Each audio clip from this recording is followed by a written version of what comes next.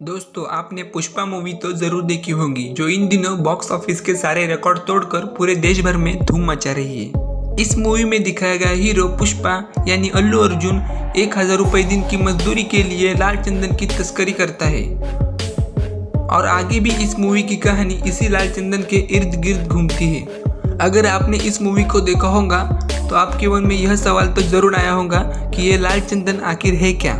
सरकार ने बंदी लगाने के बाद भी लोग इसकी इतनी ज़्यादा तस्करी क्यों करते हैं। वैसे तो मैं आपको बता दूं, मूवी में दिखाया गया लाल चंदन असल ज़िंदगी में भी बहुत मूल्यवान चीज़ है।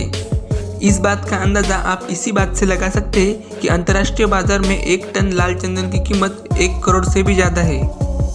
इस लाल चंदन की अंतर्राष्ट्रीय बाजार में काफ़ी डिमांड रहती है, जिसमें चाइना, मंगोलिया, जापान जैसे कई बड़े बड़े देश शामिल हैं, जिन देशों में लाल चंदन की बहुत बड़े तौर पर मांग रहती है।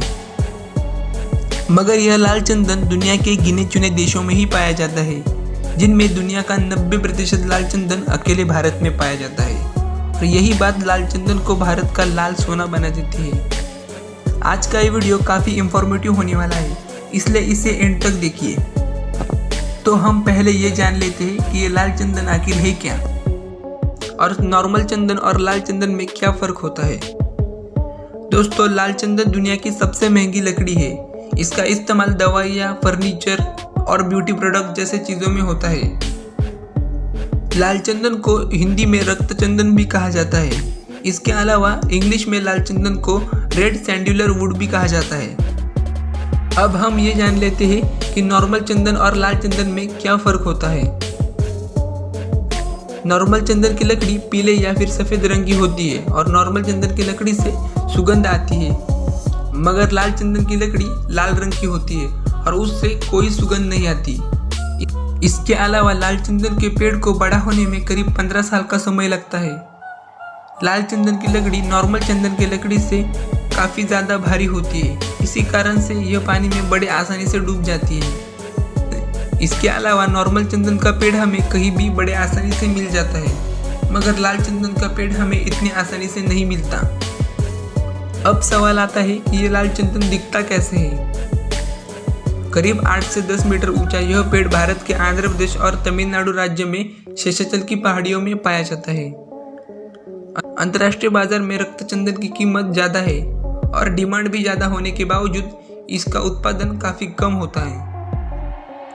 इस वजह से इसकी खूब तस्करी की जाती है। भारत में यह मुख्यतः आंध्र प्रदेश और तमिलनाडु के 2.25 लाख हेक्टेयर में फैले हुए शेषाचल की पहाड़ियों में पाए जाते हैं। अब ऐसे में शेषाचल की पहाड़ियों की सुरक्षा काफ़ी महत्वपूर्ण हो जाती है। इसलिए भारत सरकार ने यहाँ पर रक्त चंदन की तस्करी करने पर पूरी तरह से बंदी लगा दी है और अगर यहाँ कोई तस्करी करते हुए पाया जाता है तो उसे 11 साल की जेल हो जाती है। इतनी सजा होने के बावजूद भी लोग इसकी तस्करी करते हुए पकड़े जाते हैं। इसकी वजह दुनिया भर के मार्केट में बढ़ रही रक्त चंदन की जरूरत है। ये लाल चंदन दवाइयाँ बनाने के काम आता है। इसी के साथ ही इस लाल चंदन से फर्नीचर और शोपीस की चीज़ें बनाई जाती है। इसके अलावा इस लाल चंदन से कॉस्मेटिक्स, ब्यूटी प्रोडक्ट्स बनाए जाते हैं।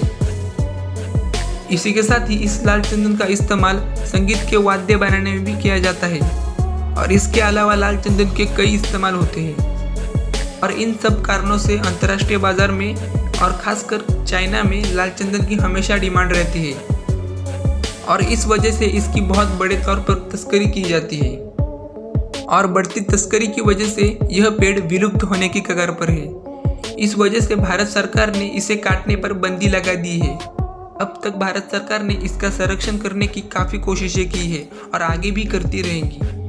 आखिर में पेड़ लाल चंदन का हो या फिर किसी और प्रजाति का, मगर इसकी रक्षा करना हम सबकी जिम्मेदारी होती है। इसी के साथ ही आज के वीडियो में इतना ही। अगर आपको ये वीडियो पसंद आया हो तो इसे लाइक करें और ऐसे इंफॉर्मेटिव वीडियोस देखने के लिए सब्सक्राइब करें हमारे चैनल जीके इंटरेस्टिंग फैक्ट्स को।